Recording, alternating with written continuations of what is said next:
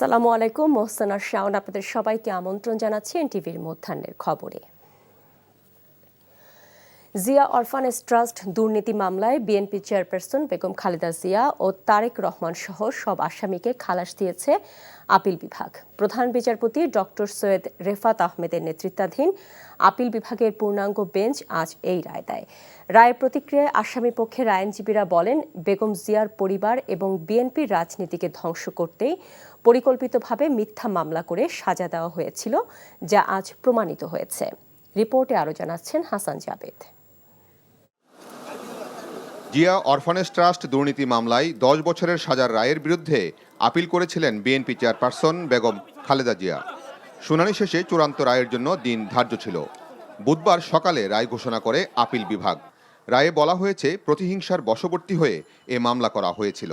যেহেতু দুর্নীতির কোনো ঘটনা ঘটেনি, তাই বেগম জিয়া ও তারেক রহমান সহ সব আসামিকে খালাস দেয় আদালত। ফ্যাসিস্ট সরকার যা বলতো সেভাবেই এই জাজমেন্ট হতো এবং বেগম খালেদা জিয়া এবং অন্যান্যদের বিরুদ্ধে সেই রকম জাজমেন্টই এখানে হয়েছে। জাজমেন্টে প্রথমেই বলেছে যে অ্যাপিল ইজ অ্যালাউড। নিম্ন আদালতের যে রায় দেওয়া হয়েছে, হাইকোর্ট যে রায় দেওয়া হয়েছে, সেগুলোকে বাতিল করে দেওয়া হলো এবং আরও বলেছেন যে এই মামলায় যারা আপিল করতে পারেন নাই, জনাব তারেক রহমান সহ সকলকেই তিনি খালাস দিয়েছেন। রায়ের পর আসামি পক্ষের আইনজীবীরা তাদের প্রতিক্রিয়ায় বলেন, ন্যায় বিচার প্রতিষ্ঠিত হয়েছে। প্রতিহিংসা পরায়ণ হয়ে যে এই সাজা দেওয়া হয়েছিল, তা প্রমাণিত হয়েছে আপিল বিভাগের রায়ের মাধ্যমে। আদালতের মাধ্যমে প্রমাণিত হলো দেশনেত্রী বেগম খালেদা জিয়া ইনোসেন্ট এবং সর্বোচ্চ আদালত বলেছেন ফাউন্ড নট গিলটি। এবং এই মামলায় যে সামাজিকভাবে দেশনেত্রী বেগম খালেদা জিয়া সহ অপর আসামিদেরকে লেবেল করা হয়েছিল, সেই ব্যাপারে আদালত অ্যাড্রেস করেছেন। পূর্ণাঙ্গ জাজমেন্ট পেলে আমরা বুঝব। আজকের জাজমেন্টে প্রমাণিত হয়েছে শেখ হাসিনা ওয়াজেদ তার ব্যক্তিগত রাজনৈতিক উচ্চাভিলাষ এবং ফ্যাসিজমকে প্রলং করার জন্য দেশনেত্রী বেগম খালেদা জিয়া, জনাব তারেক রহমান সাহেব সহ অপর আসামিদেরকে এইখানে অন্তর্ভুক্ত করেছিলেন। 2018 সালের 18 ফেব্রুয়ারি জিয়া অরফানেজ ট্রাস্ট দুর্নীতি মামলায় খালেদা জিয়াকে 5 বছরের কারাদণ্ড দেয় বিচারিক আদালত। একই সঙ্গে এ মামলার অন্য 5 আসামির প্রত্যেককে 10 বছর করে সশ্রম কারাদণ্ড দেওয়া হয়। সেদিনই বেগম জিয়াকে কারাগারে নেওয়া হয়। পরে হাইকোর্ট বেগম খালেদা জিয়ার সাজা 5 বছর থেকে বাড়িয়ে 10 বছর করে। সর্বোচ্চ আদালতের রায়ে বলা হয়েছে, জিয়া অরফানেজ ট্রাস্টে কোনো দুর্নীতির ঘটনাই ঘটেনি। তাহলে বিএনপি চেয়ারপারসন বেগম খালেদা জিয়া এবং তারেক রহমান সহ অন্য আসামিদের কোন প্রেক্ষাপটে, কোন বিবেচনায় সাজা দেওয়া হয়েছিল, সেই প্রশ্ন ছিল আসামি পক্ষের আইনজীবীদের। রাজনৈতিক উদ্দেশ্যে আর যাতে কোনো মানুষকে হয়রানির শিকার হতে না হয় এবং সাজা খাটতে না হয়, সেই প্রত্যাশাই সর্বসাধারণের। Hasan Jabed, NTV news, Bangladesh supreme court, Dhaka.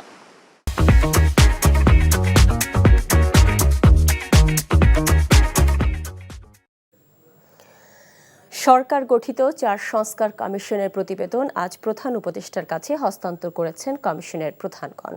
কিছুক্ষণ আগে সংবিধান সংস্কার কমিশনের প্রধান অধ্যাপক ডক্টর আলী রিয়াজ, নির্বাচন ব্যবস্থা সংস্কার কমিশনের প্রধান ডক্টর বদিউল আলম মজুমদার, দুর্নীতি দমন বিষয়ক সংস্কার কমিশনের প্রধান ডক্টর ইফতেখারুজ্জামান এবং পুলিশ সংস্কার কমিশনের প্রধান সরফরাজ হোসেন তাদের স্ব কমিশনের সদস্যদের সাথে নিয়ে প্রধান উপদেষ্টার কাছে প্রতিবেদনগুলো তুলে দেন। এসব কমিশন কি সুপারিশ করেছেন তা জানাতে বিকেলে প্রধান উপদেষ্টার কার্যালয় থেকে সংবাদ সম্মেলন ডাকা হয়েছে। একসাথে 6টি কমিশন গঠন করা হলেও 4টি কমিশনের প্রতিবেদন আজ জমা দেওয়া হলো। বিচার বিভাগ সংস্কার কমিশন আর জনপ্রশাসন সংস্কার কমিশনের প্রতিবেদন জমা দেওয়ার সময় 31 জানুয়ারি পর্যন্ত বাড়ানো হয়েছে। 6টি কমিশনের প্রতিবেদন পাওয়ার পর রাজনৈতিক দলগুলোর সঙ্গে সংলাপ শুরু করবে অন্তর্বর্তীকালীন সরকার। চলতি মাসেই এ আলোচনা শুরু হতে পারে। বহুল আলোচিত 10 ট্রাক অস্ত্র চোরাচালান মামলায় সাবেক স্বরাষ্ট্র প্রতিমন্ত্রী লুৎফুজ্জামান বাবরকে হাইকোর্ট গতকাল খালাস দিলেও বেল বন্ড কেন্দ্রীয় কারাগারে এখনও পৌঁছায়নি। বাবরের পিএস মোহাম্মদ হায়দার জানিয়েছেন আজকে তিনি কারাগার থেকে ছাড়া পাবেন না। গতকাল হাইকোর্টের বিচারপতি মোস্তফা জামান ইসলাম ও বিচারপতি নাসরিন আক্তারের দ্বৈত বেঞ্চ খালাস দেন। 2004 সালে হাইকোর্টে CUFL ঘাট থেকে 10 ট্রাক অস্ত্র উদ্ধার করে আইনশৃঙ্খলা রক্ষাকারী বাহিনী। দেশের ইতিহাসের সবচেয়ে বড় এই অস্ত্র চালানটি সমুদ্রপথে আনা হয় চট্টগ্রাম ইউরিয়া ফার্টিলাইজার জেটিতে। এই ঘটনায় অস্ত্র আটক এবং অস্ত্র চোরাচালানের অভিযোগে 2টি মামলা হয়। এর আগে অস্ত্র আটকের মামলায় বাবরকে খালাস দেয় হাইকোর্ট। জুলাই অভ্যুত্থানে পুলিশ আনসার সহ আইনশৃঙ্খলা বাহিনীর যেসব সদস্যের বিরুদ্ধে গুলি চালানোর অভিযোগ রয়েছে, ভিডিও ফুটেজ দেখে তাদের গ্রেফতারের চেষ্টা চলছে বলে জানিয়েছেন স্বরাষ্ট্র উপদেষ্টা অবসরপ্রাপ্ত লেফটেন্যান্ট জেনারেল জাহাঙ্গীর আলম চৌধুরী। খিলগাঁওয়ে আনসার ও ভিডিপি সদর দপ্তর পরিদর্শনে গিয়ে একথা বলেন তিনি। উপদেষ্টা জানান 1 লাখের বেশি তরুণকে আনসারে যুক্ত করার উদ্যোগ নিয়েছে সরকার। চট্টগ্রামে আওয়ামী লীগের সাবেক মন্ত্রী ইঞ্জিনিয়ার মোশাররফ হোসেন ও সাবেক এমপি আবু রেজা মোহাম্মদ নিজামুদ্দিনকে কারাগারে পাঠিয়েছে আদালত। সকালে পুলিশ আদালতে হাজির করে আওয়ামী লীগের এই 2 নেতাকে। এ সময় মিরসরাই ও জোরারগঞ্জ থানার 8টি মামলায় আওয়ামী লীগের প্রেসিডিয়াম সদস্য ও সাবেক গৃহায়ন ও গণপূর্ত মন্ত্রী ইঞ্জিনিয়ার মোশাররফ হোসেনকে গ্রেফতার দেখিয়েছে আদালত। হামলা ভাঙচুর সহ বিশেষ ক্ষমতা আইন, বিস্ফোরক আইন ও দ্রুত বিচার আইনে তার বিরুদ্ধে এসব মামলা দায়ের হয়েছে। এছাড়া একই সময় পৃথক 5 মামলায় আদালতে তোলা হয়েছে সাতকানিয়া লোহাগাড়া আসনের সাবেক সংসদ সদস্য আবু রেজা মোহাম্মদ নিজামুদ্দিন নদীকে। তাকেও গ্রেফতার দেখিয়ে কারাগারে পাঠিয়েছেন আদালত। হত্যা, বিস্ফোরক আইনে মামলা দায়ের হয়েছে তার বিরুদ্ধে। চট্টগ্রাম উন্নয়ন কর্তৃপক্ষ CDA প্রকল্পগুলো মুখ থুবড়ে পড়েছে। ফলে হাজারো প্লট গ্রহীতা সরকারি প্লট নিয়ে পড়েছেন বিপাকে। এ নিয়ে চট্টগ্রাম উন্নয়ন কর্তৃপক্ষের আশ্বাসেও আস্থা রাখতে পারছেন না তারা। তবে চট্টগ্রাম উন্নয়ন কর্তৃপক্ষ CDA বলছে গত 15 বছরেও এসব আবাসিক এলাকার অধিকাংশ প্লট নিয়ম ভেঙে বরাদ্দ দেওয়া সহ নানা অভিযোগ রয়েছে তৎকালীন কর্তৃপক্ষের বিরুদ্ধে।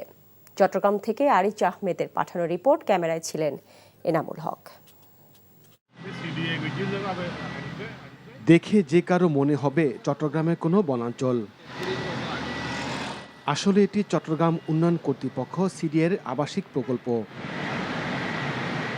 লটারির মাধ্যমে অনেকে প্লট পেয়েছিলেন। স্বপ্ন ছিল নিজের বাড়ি তৈরি করা, কিন্তু সবকিছুই এখন দুঃস্বপ্ন তাদের।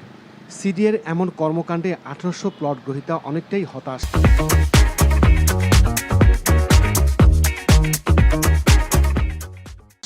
জানা যায় 2007 সালে চট্টগ্রামের পাঁচলাইশ ও কোয়াশ এলাকায় আবাসিক এলাকা গড়ে তোলে চট্টগ্রাম উন্নয়ন কর্তৃপক্ষ।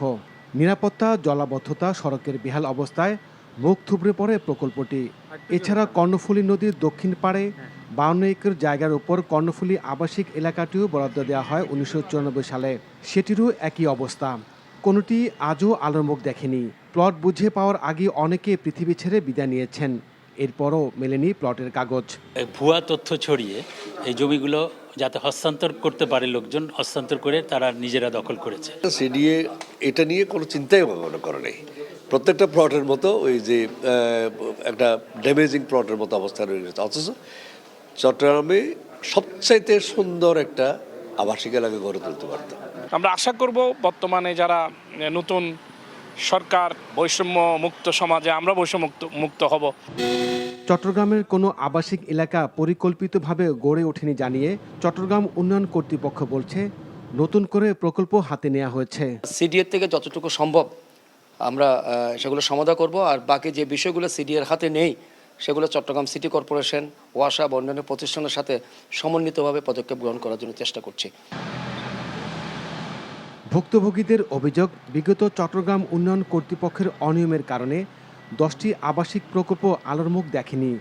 শুধু প্লট বিক্রি করে দায়িত্ব এড়িয়ে গেছে সংস্থাটি। বিষয়টি তদন্ত করে ব্যবস্থা নেওয়ার দাবি তাদের। NTV news desk. আধুনিক ক্রিকেটের সঙ্গে মানিয়ে নিতে পাওয়ার হিটিংয়ে মনোযোগী বাংলাদেশকে প্রথম যুব বিশ্বকাপ জেতানো অধিনায়ক আকবর আলী।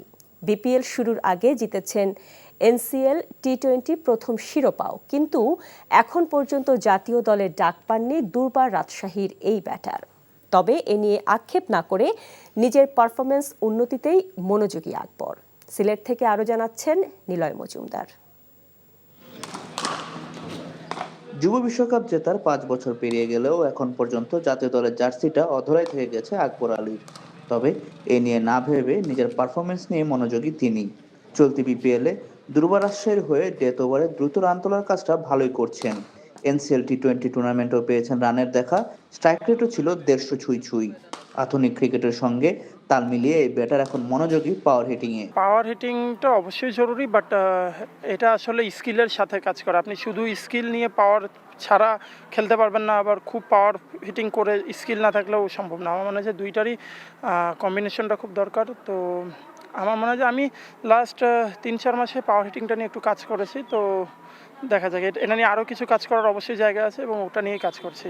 সম্প্রতি অধিনায়ক হিসেবে জিতেছেন এনসিএল টি-20, নেতৃত্ব গুণে সাফল্য পাচ্ছেন প্রায়ই। তবে ব্যাট হাতে বেশি সফল হতে চান রাজশাহীর এই ব্যাটার। আমি এজ লেভেল থেকেই মানে বিকেএসপিতে যখন থেকে ছিলাম, আন্ডার 14, 16, 18 খেলেছি। বিকেএসপির টিমগুলোতে আমি সবসময় ক্যাপ্টেন থাকতাম, মানে স্যাররা আমাকে ক্যাপ্টেন হিসেবে চুজ করতেন।